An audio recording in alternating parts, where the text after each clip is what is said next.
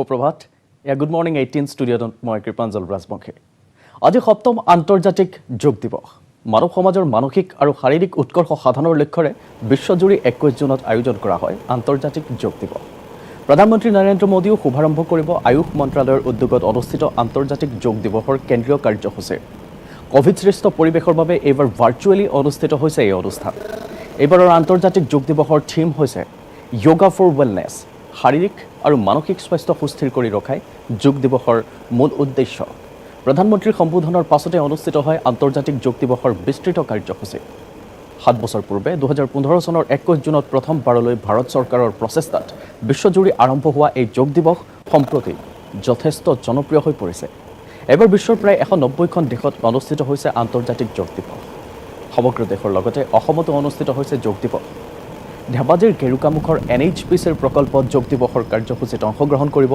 মুখ্যমন্ত্ৰী ডক্টৰ হিমন্ত বিশ্ব শৰ্মাই ৰাজ্য চৰকাৰৰ তৰফৰ পৰা তৰুণৰাম ফুকন ইনডোৰ ষ্টেডিয়ামত আয়োজন কৰা হৈছে কেন্দ্ৰীয় কাৰ্যসূচী এই অনুষ্ঠানত অংশগ্ৰহণ কৰিব স্বাস্থ্যমন্ত্ৰী কেশৱ মহন্তই ইফালে জনতা ভৱনত আন্তৰ্জাতিক যোগ দিৱসৰ কাৰ্যসূচীত ভাগ ল'ব বিধানসভাৰ অধ্যক্ষ বিশ্বজিৎ দৈমাৰীয়ে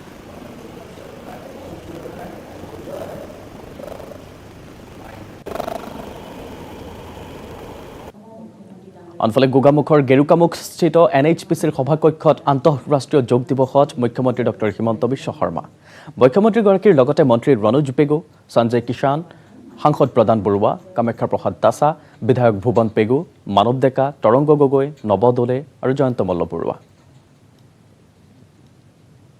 ইয়া গোগামুখৰ গেৰুকামুখৰ NHPCৰ সভাকক্ষ য'ত আন্তঃৰাষ্ট্ৰীয় যোগ দিৱস পালন কৰা হৈছে য'ত উপস্থিত আছে অসমৰ মুখ্যমন্ত্ৰী ডক্টৰ হিমন্ত বিশ্ব শৰ্মা তেওঁ সংগ দিছে ৰণোজ পেগু সঞ্জয় কিষাণ সাংসদ প্ৰদান বৰুৱা কামাখ্যা প্ৰসাদ দাসা বিধায়ক ভুৱন পেগু মানৱ ডেকা তৰংগ গগৈ নৱ দলে জয়ন্ত মল্ল বৰুৱাই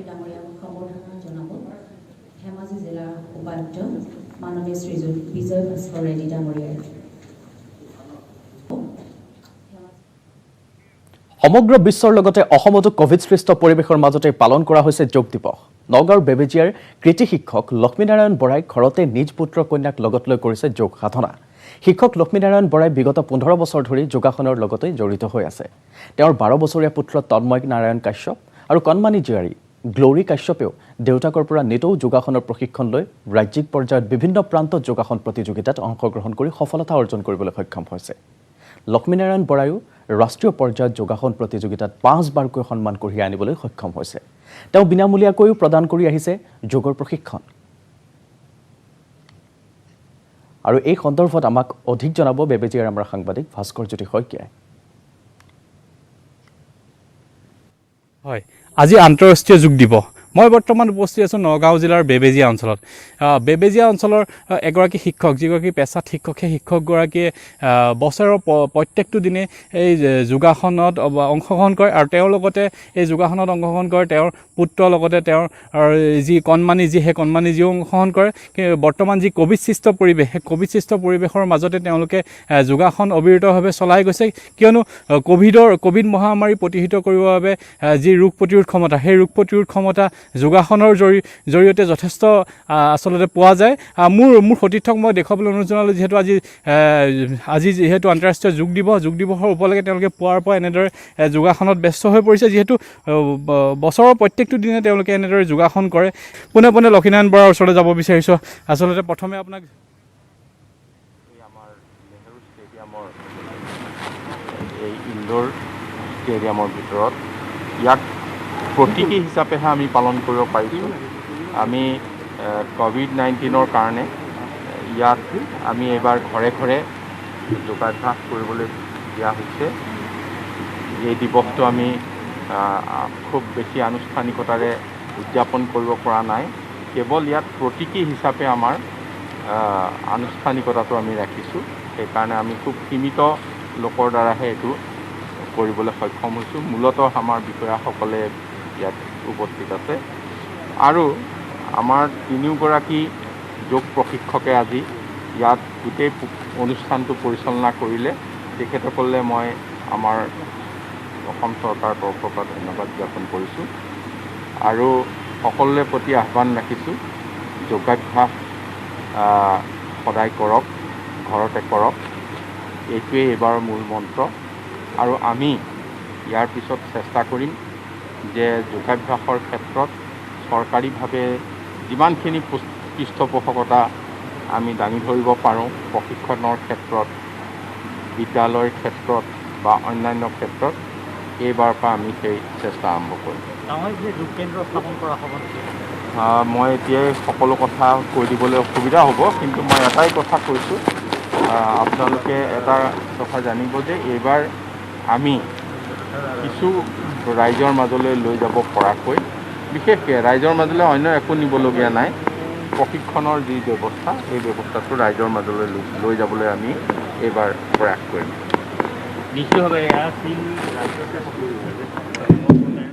নিশ্চয় সেয়া আছিল গুৱাহাটীৰ নেহৰু ষ্টেডিয়ামৰ পৰা পোনপটীয়া সম্প্ৰচাৰ স্বাস্থ্যমন্ত্ৰীগৰাকীয়ে সাংবাদিকক সম্বোধন কৰে আৰু যোগ দিৱসৰ দিনাখনে সকলোকে যোগ দিৱসৰ শুভেচ্ছা জ্ঞাপন কৰি সকলোকে সুস্থ হৈ থকাৰ অনুৰোধ জনাই তেখেতে সুস্থ হৈ থকাৰ কামনা কৰে।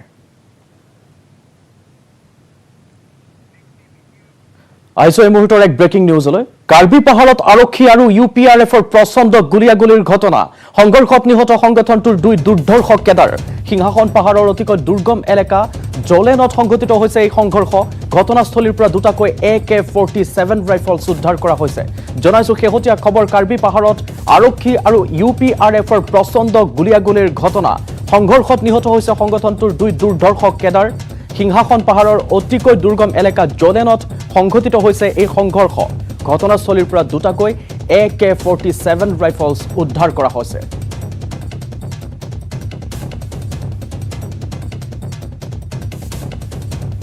জনাইছো প্ৰচণ্ড গুলীয়াগুলীৰ সংঘৰ্ষৰ ঘটনা কাৰ্বি পাহাৰত সংঘটিত হৈছে। এই ঘটনাই UPRF আৰু আৰক্ষীৰ মাজত প্ৰচণ্ড গুলীয়াগুলী। সংঘৰ্ষত নিহত হৈছে সংগঠনটোৰ দুটাকৈ দুৰ্ধৰ্ষ কেডাৰ। সিংহাসন পাহাৰৰ অতিকৈ দুৰ্গম এলেকা জলেনত সংঘটিত হৈছে এই সংঘৰ্ষ। ঘটনাস্থলীৰ পৰা দুটাকৈ AK-47 ৰাইফলছ উদ্ধাৰ কৰিছে আৰক্ষীয়ে।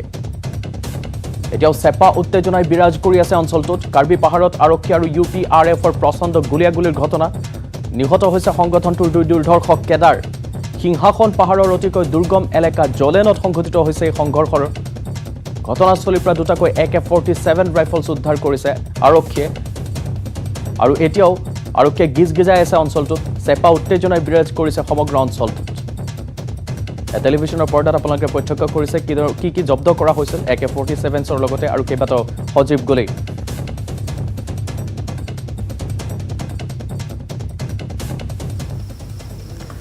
With intention of extortion and then some other intimidation activities. So उसके लिए कल हमने प्लान किया and we had sent 2 teams there.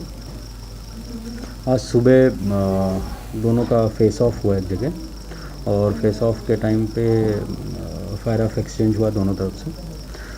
Followed by we did area search में हमको 2 डेड बॉडी मिला।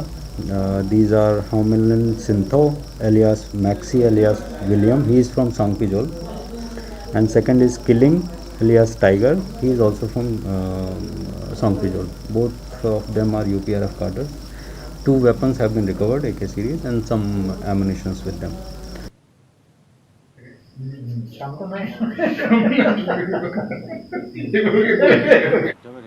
আমাৰ মন শৰীৰ সকলো স্থিৰ কৰি আমি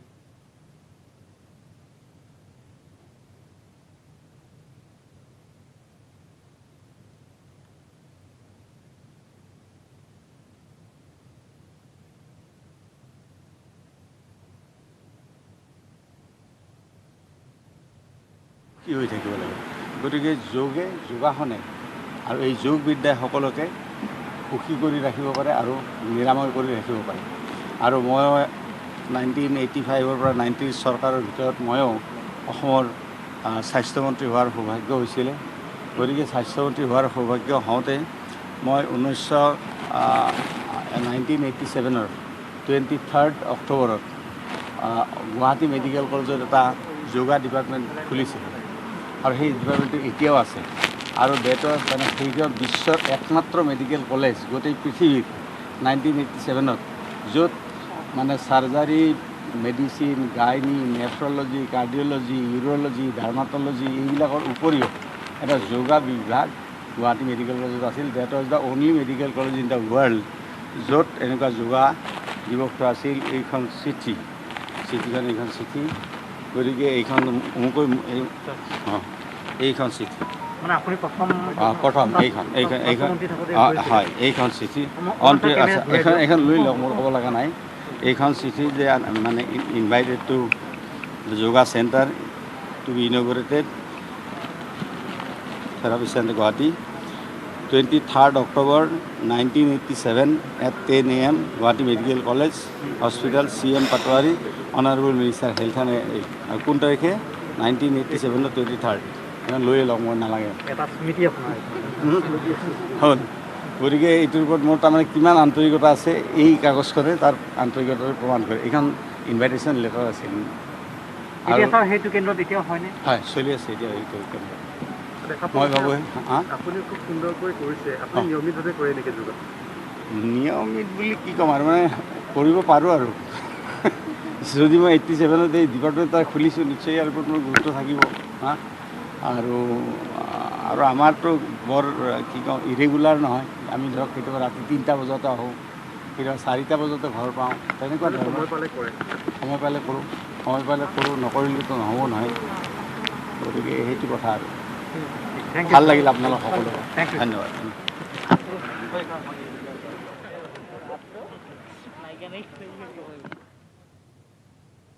সেয়া আছিল মন্ত্ৰী চন্দ্ৰমোহন পাটোৱাৰী তেখেতেও সাংবাদিকক সম্বোধন কৰিলে আৰু যোগ দিৱসৰ বিষয়ে কৈ নষ্টালজিক হৈ পৰিল তেওঁ 1987 চনতে আৰম্ভ কৰিছিল তেওঁ এই যোগ কেন্দ্ৰৰ কথা তেওঁ উনুকিয়ালে আৰু পুৰণি অতীত ৰোমন্থন কৰি নষ্টালজিক হৈ পৰিল এগৰাকী চন্দ্ৰমোহন পাটোৱাৰী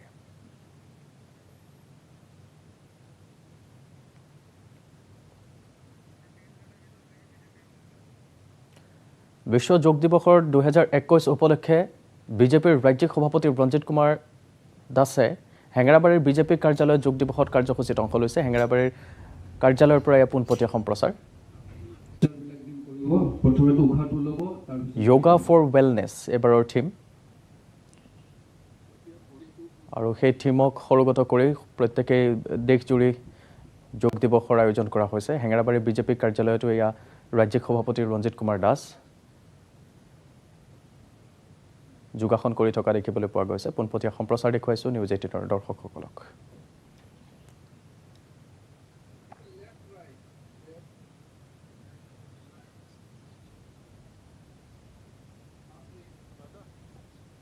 সুস্বাস্থ্য আৰু মন সুদৃঢ় কৰাৰ বাবে যোগ অতিকৈ প্ৰয়োজনীয় বিশ্ব যোগ দিৱস 2021 উপলক্ষে বিজেপিৰ ৰাজ্যিক সভাপতি ৰঞ্জিত কুমাৰ দাস হেঙেৰাবাৰীৰ বিজেপি কাৰ্যালয়ত এয়া যোগ কৰি থকা অৱস্থাত সোণাপুৰত নিশা টোলগেট কৰ্মচাৰীৰ গুণ্ডাগিৰি এম্বুলেন্স ৰখাই ৰোগীৰ আত্মীয়ক মাৰপিট কৰাৰ অভিযোগ যুৱকজনৰ মোবাইল ফোনো ভাঙি পেলাই দিয়াৰ অভিযোগ কৰোনাত আক্ৰান্ত আত্মীয়ৰে আহিছিল ভুক্তভোগী যুৱকজন বোকাখাটৰ সৌৰভ মৰ যুৱকজনে টোলগেট কৰ্মচাৰীৰ গুণ্ডাগিৰিৰ দৃশ্য আবদ্ধ কৰিছিল মোবাইলৰ কেমেৰাত জনাইছো পুনৰ এবাৰ সোণাপুৰত নিশা টোলগেট কৰ্মচাৰীৰ গুণ্ডাগিৰিৰ দৃশ্য এম্বুলেন্স ৰখাই ৰোগীৰ আত্মীয়ক মাৰপিট কৰাৰ অভিযোগ যুৱকজনৰ মোবাইল ফোনো ভাঙি পেলাই দিয়াৰ অভিযোগ কৰোনাত আক্ৰান্ত আত্মীয়ৰে আহিছিল ভুক্তভোগী যুৱকজন বোকাখাটৰ সৌৰভ মৰ যুৱকজনে টোলগেট কৰ্মচাৰীৰ গুণ্ডাগিৰিৰ দৃশ্য আবদ্ধ কৰিলে মোবাইলৰ কেমেৰাত এম্বুলেন্সক ইংগিত দিও পিছৰ গাড়ীখন হয়নে নহয় এম্বুলেন্সখন ৰখাই কিয় স্লো কৰি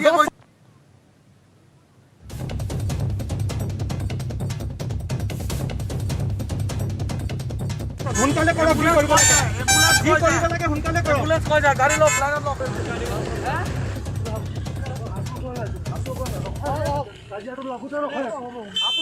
ৰাজ্যত হ্ৰাস কৰোনাত আক্ৰান্ত আৰু মৃত্যুৰ হাৰ দেওবাৰে 1775 জনলৈ কমিল দৈনিক আক্ৰান্তৰ সংখ্যা কামৰূপ মহানগৰত আক্ৰান্ত 133 জন লোক বিগত 24 ঘণ্টাত কৰোনাত মৃত্যু হৈছে 30 জনৰ দেওবাৰৰ দিনটোত আক্ৰান্তৰ হাৰ 2.27%। ৰাজ্যত কৰোনাত আৰোগ্যৰ হাৰ 92.17%। জনাইছো পুনৰ এবাৰ শেহতীয়া খবৰ কৰোনাৰ ৰাজ্যত হ্ৰাস পাইছে কৰোনাত আক্ৰান্ত আৰু মৃত্যুৰ হাৰ এটা অতিকৈ সুখবৰ দেওবাৰে 1775 জনলৈ কমিল দৈনিক আক্ৰান্তৰ সংখ্যা কামৰূপ মহানগৰত আক্ৰান্ত 133 জন লোক বিগত 24 ঘণ্টাত কৰোনাত মৃত্যু 30 জনৰ দেওবাৰৰ দিনটোত আক্ৰান্তৰ হাৰ 2.27%। ৰাজ্যত কৰোনাত আৰোগ্যৰ হাৰ 92.17%।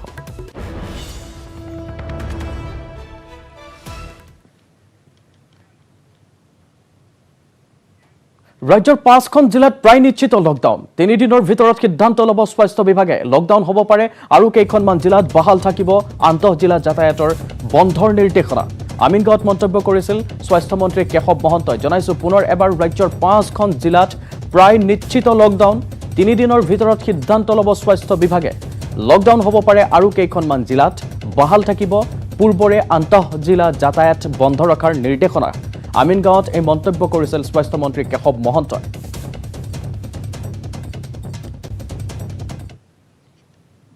পাঁচখনেই নহয় আৰু বাঢ়িছে এতিয়া ধৰক লাহে লাহে আমি দেখিছোঁ বিশ্বনাথতো বাঢ়ি আছে গোলাঘাট ডিষ্ট্ৰিক্টতো বাঢ়িছে যোৰহাটতো অলপ বাঢ়িছে এনেকৈ বাঢ়িছে কিন্তু পাঁচখনৰ নিচিনাকৈ আৰু টোটেল কিমান হয় সৰ্বমুঠ সেই কথাটো আমি 2-3 দিনৰ ভিতৰত আমি লাষ্ট এসপ্তাহৰ যিটো ৰেকৰ্ড আমি কম্পেয়াৰ কৰিলে নিশ্চয় গম পাম আৰু তাৰ ভিত্তিতেই কেবিনেটে সিদ্ধান্ত ল'ব ইণ্টাৰ ডিষ্ট্ৰিক্ট মুভমেণ্টটো আমি নকওঁ যে এইটো আমি আকৌ খুলি দিব পাৰিম নে নাই কিন্তু সেইটো নিশ্চয় থাকিব কিন্তু খুব ৰিজনেল বেচিছত বা খুব অঞ্চল বেচিছত হয়তো ইয়াৰ ৰেষ্ট্ৰিকশ্যন আৰু বেছি বঢ়াব লাগিব কলিয়াবৰত ৰাইজৰ ৰোষত যৌন নিৰ্যাতনকাৰী কলিয়াবৰৰ জখলাবন্ধাত সংঘটিত হৈছে জঘন্য ঘটনা অভিযুক্ত লোকজন জখলাবন্ধাৰ চিকনি বৰহুলাৰ সত্যেন্দ্ৰ ঠাকুৰ এটি 10 বছৰীয়া শিশুক যৌন নিৰ্যাতন চলাওঁতে ৰাইজে হাতে লুতে ধৰা পেলাই লোকজনৰ বিৰুদ্ধে আৰক্ষী থানাত গোচৰ পৰিয়ালটোৰ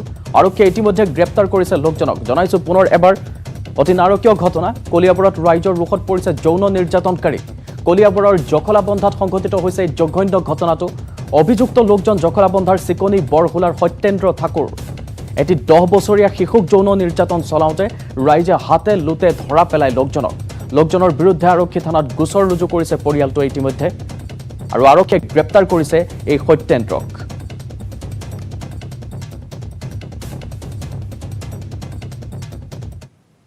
3:30 বজাত ঢেকিয়াল গাঁৱৰ পৰা ৰাইজে আমাক ফোন কৰি জনালে যে এজনী সৰু কণমানি ছোৱালীক চিকনি বৰহুলা গাঁৱৰ সত্যেন্দ্ৰ ঠাকুৰ নামৰ তেখেত জখলাবন্ধা পোষ্ট অফিচৰ 4ৰ্থ বৰ্গৰ কৰ্মচাৰী তেখেতে সেই ছোৱালীজনীক অকণমান হাৰেছমেণ্ট কৰিছে মানে তেওঁক ধৰি পেলাই কোচত লৈছে এনেকুৱা কৰা বুলি প্ৰত্যক্ষ কৰে ওচৰ চুবুৰীয়াই হয় তাৰপিছত তেওঁক যেতিয়া খবৰ দিলে আমি লগে লগে তালৈ গ'লোঁ যোৱাৰ পিছত মানুহজনক তাৰ পৰা আমি উদ্ধাৰ কৰি লৈ আহিলোঁ আৰু ছোৱালীজনীকো লৈ অহা হৈছে দুজনকে মেডিকেল কৰা হৈছে আৰু তেওঁলোকে ইতিমধ্যে এজাহাৰ দিছে থানাত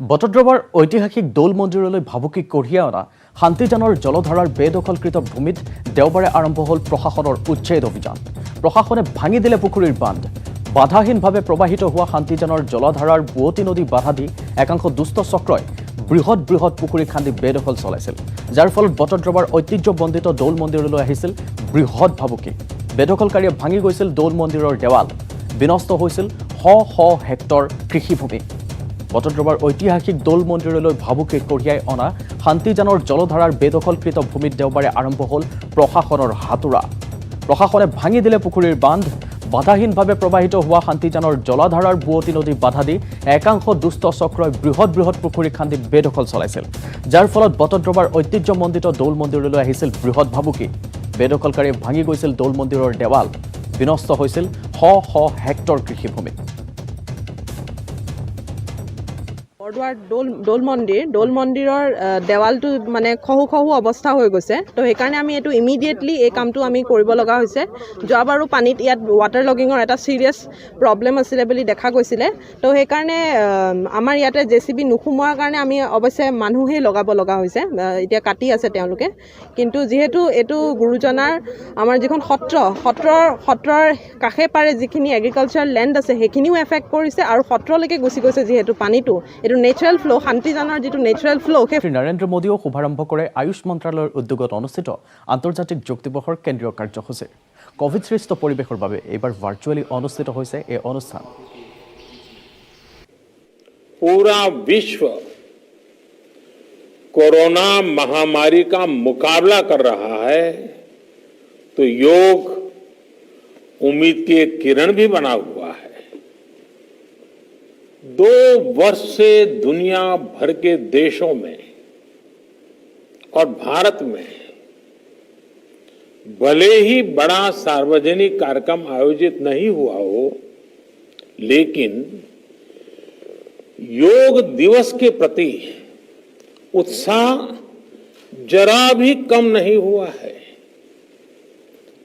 कोरोना के बावजूद इस बार की योग दिवस की थीम योगा फॉर वेलनेस ने करोड़ों लोगों में योग के प्रति उत्साह को और भी बढ़ाया है। मैं आज योग दिवस पर ये कामना करता हूं कि हर देश, हर समाज और हर व्यक्ति स्वस्थ हो, सब एक साथ मिलकर एक दूसरे की ताकत बने। साथियों, हमारे ऋषियों मुनियों ने योग के लिए समत्वम योग उच्यते ये परिभाषा दी थी। उन्होंने सुख दुख में समान रहने, संयम को एक तरह से योग का पैरामीटर बनाया था। आज इस वैश्विक त्रासदी में योग ने इसे साबित करके दिखाया है। कोरोना के इन 1.5 वर्षों में भारत समेत कितने ही देशों ने बड़े संकट का सामना किया है। साथियों, दुनिया के अधिकांश देशों के लिए योग दिवस को उनका सदियों पुराना सांस्कृतिक पर्व नहीं है। इस मुश्किल समय में, इतनी परेशानी में लोग इसे आसानी से भूल सकते थे, इसकी उपेक्षा कर सकते थे, लेकिन इसके विपरीत लोगों में योग का उत्साह और बढ़ा है, योग से प्रेम बढ़ा है। पिछले 1.5 सालों में दुनिया के कोने कोने में लाखों नए योग साधक बने हैं। योग का जो पहला पर्याय संयम और अनुशासन को कहा गया है, सब उसे अपने जीवन में उतारने का प्रयास भी कर रहे हैं। साथियों, जब कोरोना के अदृश्य वायरस से और इस अदृश्य वायरस ने दुनिया में जब दस्तक दी थी, तब कोई भी देश साधनों से, सामर्थ्य से और मानसिक अवस्था से इसके लिए तैयार नहीं था। हम सभी ने देखा है कि ऐसे कठिन समय में योग आत्मबल का एक बड़ा माध्यम बना। योग ने लोगों में ये भरोसा बढ़ाया कि हम इस बीमारी से लड़ सकते हैं। मैं जब फ्रंटलाइन वॉरियर्स से, डॉक्टर से बात करता हूं, तो मुझे बताते हैं कि कोरोना के खिलाफ लड़ाई में उन्होंने योग को भी अपना सुरक्षा कवच बनाया। डॉक्टरों ने योग से खुद को भी मजबूत किया और अपने मरीजों को जल्दी स्वस्थ करने में इसका उपयोग भी किया। সমগ্ৰ বিশ্বৰ লগতে ডিগবৈতো যোগ দিৱস পালন কৰা হৈছে। ডিগবৈত সেনাৰ 18 নং গাৰৱাল ৰেজিমেণ্টৰ লগতে ডিগবৈ সাংবাদিক সন্থা আৰু ডিগবৈ মহাবিদ্যালয়ৰ NSSৰ উদ্যোগত সেনা ছাউনীৰ চৌহদত যোগ দিৱস পালন কৰা হৈছে। যোগ সাধনাৰ জৰিয়তে শৰীৰৰ ৰোগ প্ৰতিৰোধৰ ক্ষমতা বৃদ্ধি কৰাৰ লগতে বিভিন্ন ৰোগৰ পৰা পৰিত্ৰাণ পাব পাৰি। যোগ সাধনাত সাংবাদিক, সেনা আৰু ডিগবৈ মহাবিদ্যালয়ৰ NSSৰ শতাধিক লোকে অংশগ্ৰহণ কৰে।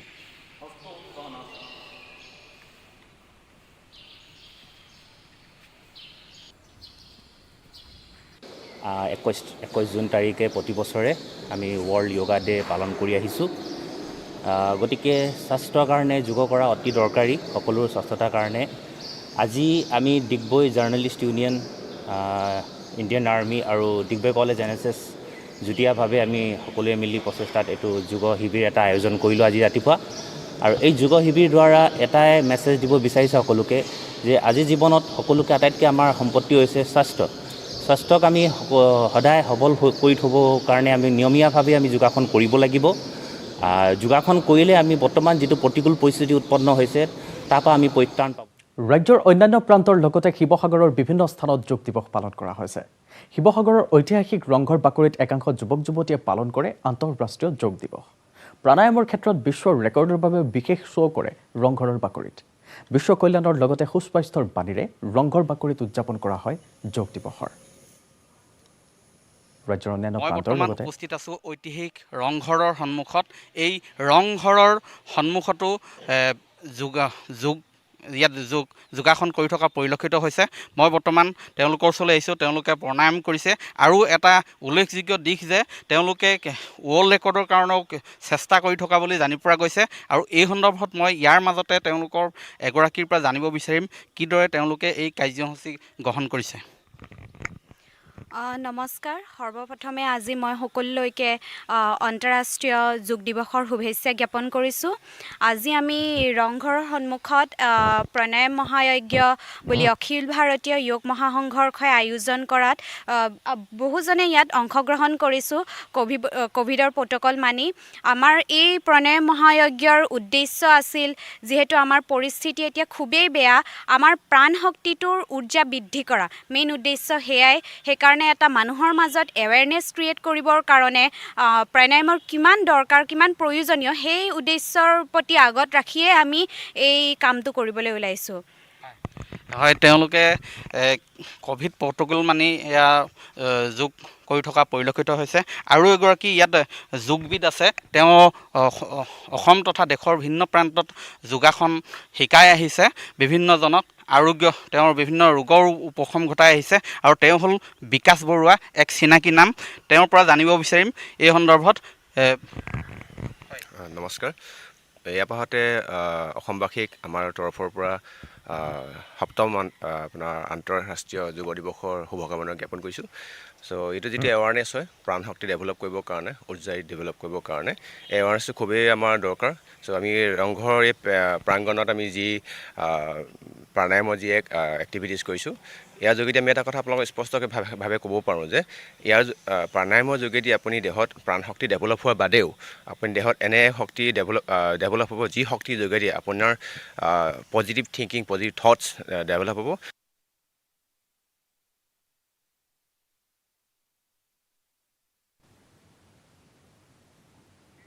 ধন্যবাদ প্ৰদীপ গগৈ।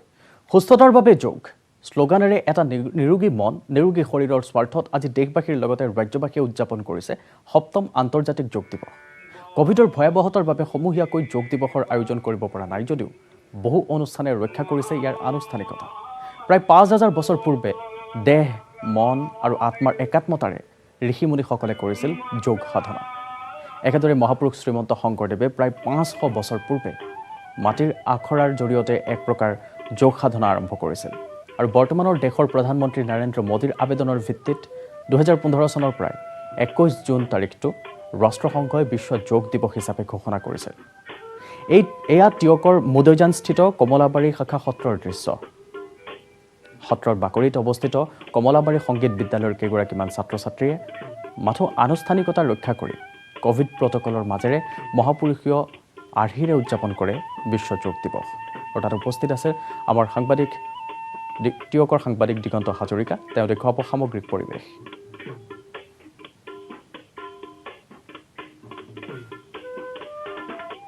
মই আছো কমলাবাৰী শাখা সত্ৰত। কমলাবাৰী শাখা সত্ৰতো আনুষ্ঠানিকতা ৰক্ষা কৰি কোভিড নীতি নিয়ম ৰক্ষা কৰি এই সত্ৰসমূহত যিটো এই পৰম্পৰা যোগ আচলতে মাটিৰ আখৰা এটা মুদ্ৰাৰ ইপিঠি সিপিঠি স্বৰূপ এই যোগ সাধনা অব্যাহত থাকে।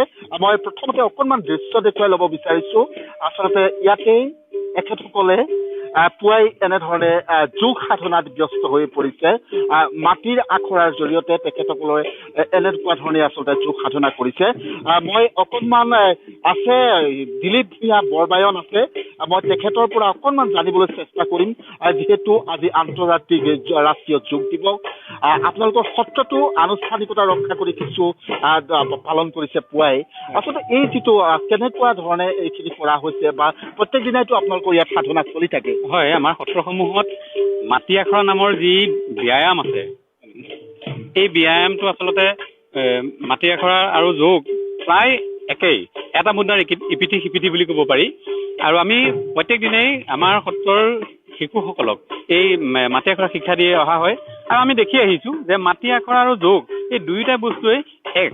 আৰু এই যোগ সাধনাৰ পৰাই বোধ হয় মহাপুৰুষ শ্ৰীমন্ত শংকৰদেৱে সত্ৰসমূহত এই মাটি আখৰা সৃষ্টি কৰিছিল। আৰু মাটি আখৰাটো এনে এবিধ কলা, যি কলাই দেহটো শৰীৰটো শিথিল কৰি তোলে আৰু নিত্য উপযোগী কৰি তোলে। আৰু নিত্য উপযোগী কৰিবৰ কাৰণে এই দেহ সাধনাবিলাক কৰা হৈছিল। গুৰুজনাই আজিৰ পৰা 550 বছৰ পূৰ্বেই এই অসম মুলুকৰ সত্ৰসমূহ প্ৰতিষ্ঠা কৰি সত্ৰসমূহত এই সুন্দৰ পৰিৱেশ কলা সৃষ্টি কৰি থৈ গৈছে। আৰু আমি দৈনন্দিনভাৱে এই মাটি আখৰা আমি শিশুসকলক শিক্ষা দি আহিছোঁ। আমি সংগীত বিদ্যালয় প্ৰতিষ্ঠা কৰিছোঁ, সংগীত বিদ্যালয়তো নিয়মিতভাৱে এই শিক্ষা প্ৰদান কৰি আহিছোঁ। বৰ্তমান সময় কিন্তু কৰোনাৰ মহামাৰীৰ বাবে আমি বিভিন্ন সময়ত আমি ছাত্ৰ ছাত্ৰীসকলক লাভ কৰা নাই। ঠাউকতে যিকেইগৰাকী ছাত্ৰ ছাত্ৰীক আমি লাভ কৰিছোঁ, তেওঁলোকৰ জৰিয়তে আজি আন্তঃৰাষ্ট্ৰীয় যোগ দিৱসটো অনুষ্ঠিতকৈ হ'লেও অনুষ্ঠিত কৰিবলৈ আমি প্ৰয়াস কৰিছোঁ। ধন্যবাদ দিগন্ত হাজৰিকা। ধুবুৰী জিলা প্ৰশাসন আৰু আয়ুষ মন্ত্ৰালয়ৰ সহযোগত 7ম আন্তঃৰাষ্ট্ৰীয় যোগ দিৱস পালন কৰা হৈছে। জিলা প্ৰশাসন আৰক্ষী প্ৰশাসনৰ লগতে কোভিড প্ৰট'কল মানি আৰক্ষী ছাউনী শিবিৰত বহু সংখ্যক লোকে অংশগ্ৰহণ কৰে। ইয়াৰ উপৰিও ধুবুৰী গুৰুদ্বাৰ, অগ্ৰসেন ভৱন, নুনিয়াপট্টি, ৰামকৃষ্ণ মিছনতো আন্তঃৰাষ্ট্ৰীয় যোগ দিৱস উদযাপন কৰা হয়।